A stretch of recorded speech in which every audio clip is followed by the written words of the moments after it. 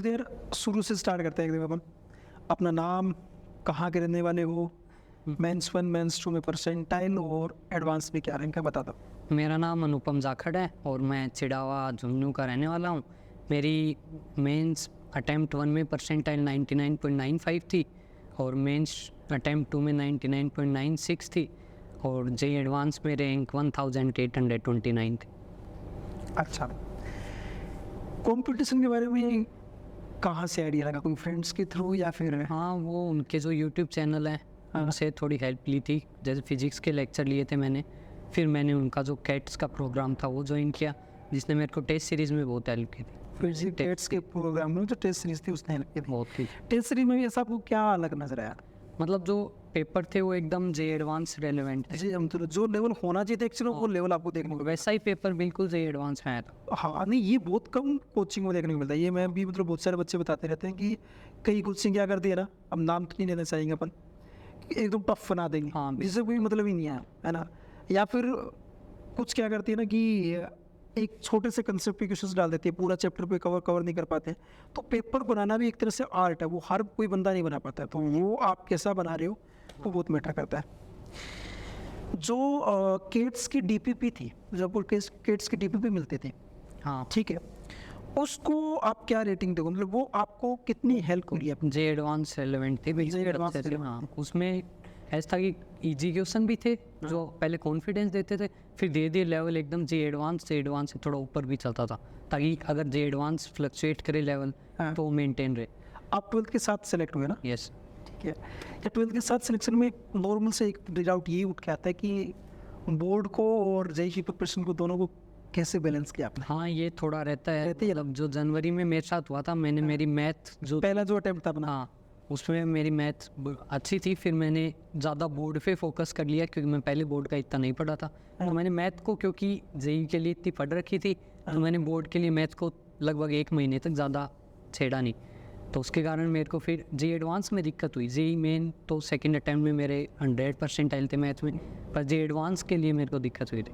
अच्छा, जो मेंस 1 और मेंस 2 के जो बीच का टाइम पीरियड था, आपने दोनों मेंस दिए था ना, उस टाइम पीरियड के बीच का टाइम पीरियड वो आपने ओनली मेंस की पढ़ाई किया था या फिर मेंस को छोड़ के एडवांस की तैयारी करने लगे थे? मैं मेंस तो नहीं पढ़ा ज़्यादा, मैं बोर्ड और थोड़ा वो एडवांस का पढ़ा था। अच्छा, कुछ मतलब मेंस DPP के बाद मेंस को छोड़ के आप बोर्ड और उस पे मेंस फिर सेकंड अटैम्प्ट जो आया था उससे कुछ 15-20 दिन पहले मैंने वापस केमिस्ट्री के एनसीईआरटी पढ़नी स्टार्ट कर दी। Theoretical parts. हाँ, ताकि जो फैक्ट्स हैं वो याद रहें। ठीक है, ठीक है। अब फैक्ट से थोड़ा सा ऐसे ही मतलब मेरे माइंड में है कि जैसे रिवीजन का या रिवीजन बहुत मतलब अहम रोल प्ले करता है ना। तो जैसे अब रिवीजन में ये आ गया, मान के चलो आपकी कोई तीनों सब्जेक्ट में 7-8 चैप्टर हो गए, नेक्स्ट चैप्टर स्टार्ट होने वाला है, वो नेक्स्ट वाला चैप्टर भी करना है, उसकी क्वेश्चंस प्रैक्टिस भी करनी है ना, उसमें बैकलॉग नहीं है उसे ये भी ध्यान में रखना पड़ता है, और पिछले का रिवीजन भी करना है। इस चीज़ को आप कैसे बैलेंस किया बड़ा? एक तो ये है कि 11 से लगातार पढ़ोगे तो बैकलॉग नहीं होंगे बिल्कुल। बहुत पॉइंट, सही पॉइंट है। हाँ, क्योंकि मैं जैसे 11 से लगातार पढ़ रहा था तो बैकलॉग मेरे लास्ट तक नहीं हुए बिल्कुल। और जब बैकलॉग नहीं होंगे तो जो चैप्टर चल रहा है उसमें जब आपको टाइम मिलेगा तो आप पीछे का जो है वो चेक कर सकते हैं।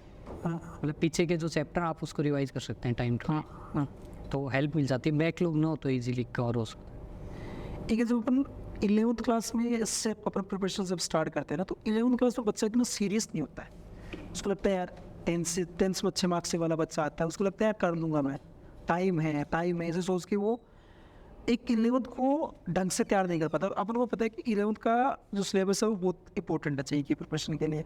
आप 11th में कैसे थे मैं तो और कैसे बैलेंस किया सब चीज़? मैं तो क्या है कि जो मेरे ब्रदर हैं वो पहले वो कर चुके हैं, एक आईआईटी में है। कौन से आईआईटी में? एक आईआईटी BHU।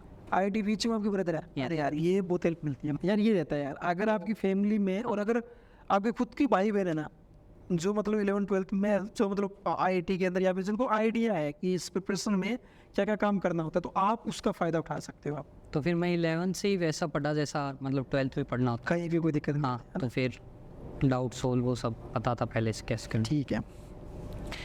एक डाउट सोल्विंग पे आते हैं अपन, क्योंकि कोचिंग, हर कोचिंग में क्या हो जाता है ना कि वो लेक्चर ठीक करवा देते हैं, मटेरियल भी ठीक कर देते हैं, लेकिन जब तक बच्चे का जो डाउट आ रही है वो टाइम टू टाइम अगर सोल्व नहीं हो पाती है ना, तब तक फिर वो क्या होता है, जैसे मान लो चलो कोई डाउट आ गया, वो डाउट अगर क्लियर नहीं होगी तो बच्चा आगे बढ़ ही नहीं पाएगा। तो आपको यहाँ पर डाउट सॉल्विंग किस टाइप से लगा? डाउट सोल्विंग अच्छा था और मतलब बढ़िया तरीके से समझा रखे थे क्वेश्चन सारे जो भी solutions हाँ वीडियो सॉल्यूशंस थे, तो वो बहुत हेल्प मिलती है क्योंकि फिर जे एडवांस कॉन्सेप्ट मिक्स करता है, तो अगर आपको वो एक चीज़ नहीं आती तो आपका क्वेश्चन क्यूजेस नहीं में हाँ फिर वो बनता नहीं है क्वेश्चन। बहुत सही डाउट सोल्विंग बिल्कुल बढ़िया। बहुत सारे बच्चे या जो जे की तैयारी करते हैं वो कोई एक सब्जेक्ट में स्ट्रॉन्ग होता है, बाकी दो एवरेज से रहते हैं, कोई दो में होता है, कोई एक बहुत ही बेकार होता है।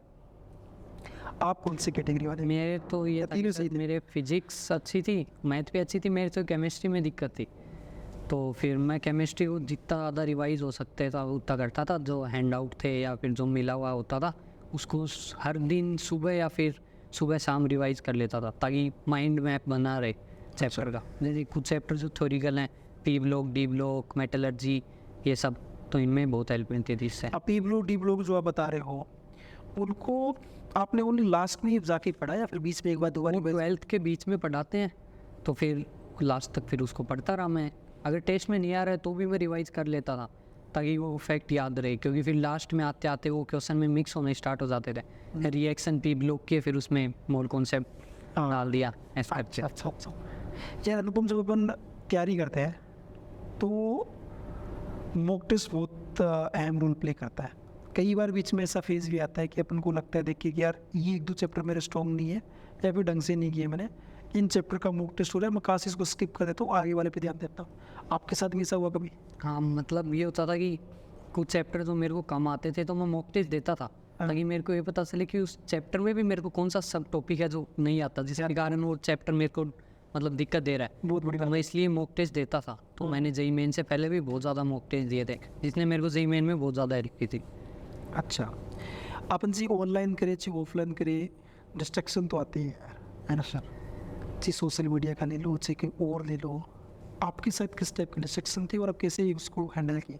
डिस्ट्रैक्शन तो मैं सोशल मीडिया नहीं चलाता था, कभी नहीं चलाया? नहीं, अभी तक नहीं चलाते? अभी चलाता हूँ, अभी start एडवांस किया? के बाद स्टार्ट किया। तब से तो पूरे 2 साल चलवाया ही नहीं? हाँ नहीं चलाया, मैं सिर्फ बहुत बढ़िया यूट्यूब control किया। चलाया था सोशल में, सिर्फ यूट्यूब चलाता था, वो भी ऐसे टाइम पे जैसे खाना खा रहा हूँ या फिर जो टाइम मेरे को ऐसा लग रहा है कि मैं इसमें चला सकता हूँ जो मेरे पढ़ाई पे वो नहीं करेगा, तो मैं उसमें भी ऐसी कोई वीडियो देखता था जो मेरे मतलब ब्रेन में न रहे, जिससे मेरे को ऐसे एनजाइटी या फिर वो ना हो कि आगे क्या होगा, सही हुआ। मतलब ऐसी जो कि देख ली फिर ख़त्म, बस थोड़ा इंटरटेनमेंट हो गया, फिर वापस शेड्यूल के साथ। अभी कौन सा कॉलेज मिला हुआ है? अभी IIT दिल्ली, IIT दिल्ली में कौन सा? Mathematics and computing. यार ये तो बहुत सही है, IIT दिल्ली का एमएनसी तो बहुत अच्छा है। और अभी आज शायद 5th राउंड का रिजल्ट आने वाला ना? हाँ तो उस फ्लोट कर दिया कि फ्रीज क्या कर नहीं अभी स्लाइड कर रखा। स्लाइड कर रखा? IIT दिल्ली में कोई और मिल गया तो हाँ। आप जब पूरे साल तैयारी की तो अपन को ऐसा तो फील होता ही है यार कि मैंने कुछ तो मिस्टेक्स की है, अगर वो खास नहीं करता तो आज मैं इससे भी और बढ़िया कॉलेज में जाता और बढ़िया ब्रांच में जाता। कॉलेज तो नो डाउट बहुत अच्छा कॉलेज है। ऐसी कौन सी मिस्टेक्स थी जो आपने की थी? मिस्टेक्स में एक तो कि बोर्ड के चक्कर में जेई को मतलब जैसे मैंने मैथ को थोड़ा साइड कर दिया था, तो वैसे मत करो, फिर वो एडवांस पे इम्पैक्ट डालेगा जेई मेन में नहीं डाले तो। और एक ये है कि कोई टाइप ऑफ क्वेश्चन से मत डरो, जैसे मेरे को इंटीजर से दिक्कत होती थी हमेशा से ही, तो लास्ट के जो मॉक टेस्ट दिए उसमें मेरे इंटीजर लास्ट में अटैम्प्ट करता था, मैं मल्टीपल पहले कर लेता था, अच्छा। पर मेरे को इंटीजर में दिक्कत रहती थी तो मैं इंटीजर लास्ट में करता था, और वही मेरे साथ जेई एडवांस में हुआ क्योंकि इस बार पेपर में मेजॉरिटी ऑफ क्वेश्चन इंटीजर थे, हाँ तो उसके कारण मेरा जेई एडवांस का स्कोर वैसे कम हो गया। तो ये गलती मत करो कि कोई अगर टाइप से दिक्कत है उसके क्वेश्चन ज़्यादा सोल्व करो, मैंने ये गलती की थी। ठीक है। कौन से ऐसे पॉइंट है जो आपको लगता है कि यार ये वाला पॉइंट मैंने बहुत अच्छे किए थे तब जाके मेरा ये स्कोर थोड़ा बेटर रह पाया? ऐसे कौन से पॉइंट्स आपको फील होते हैं? पॉइंट तो कि कंसिस्टेंसी रखो एकदम बिल्कुल, मतलब जो आप जितना टीचर बोल रहे हैं उतना पढ़ो और डाउट सॉल्विंग अच्छे से करो, अच्छा। और अलग अलग टाइप के क्वेश्चन निकालो जेई एडवांस। अलग टाइप के क्वेश्चन जो अपन को तो DPP के अंदर मिलते हैं, है ना? एक एसेंशियल सीट जो मिलती है, एक्सरसाइज 1 हो गया, उसका पार्ट 1 पार्ट 2 हो गया, ऑब्जेक्टिव सब्जेक्टिव वाले हो गए, एक्सरसाइज 3 जो PYQ हो गया। PYQ कितनी ईयर तक की आपने निपटा लिए थे? मैं वैसे तो देखता नहीं था, लेकिन शायद 2000 से ऊपर के होंगे, 2000 के पीछे वाले नहीं किए थे मैंने। कुछ जो अच्छे क्वेश्चन होते थे सब्जेक्टिव के वो है क्लास इलिस्ट्रेशन नहीं करा। PYQ कब करते थे आप? चैप्टर के साथ साथ चैप्टर के, हाँ चैप्टर खत्म होने के बाद।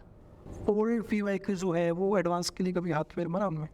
जो अच्छे क्वेश्चन होते हैं वो क्लास इलिस्ट्रेशन में करा देते क्लास थे। रजिस्ट्रेशन के अंदर कोई टिप्स एंड ट्रिक्स अपने जूनियर्स के लिए? वैसे ही कंसिस्टेंसी रखो और जो टीचर बोल रहे हैं वो ब्लाइंडली फॉलो करो।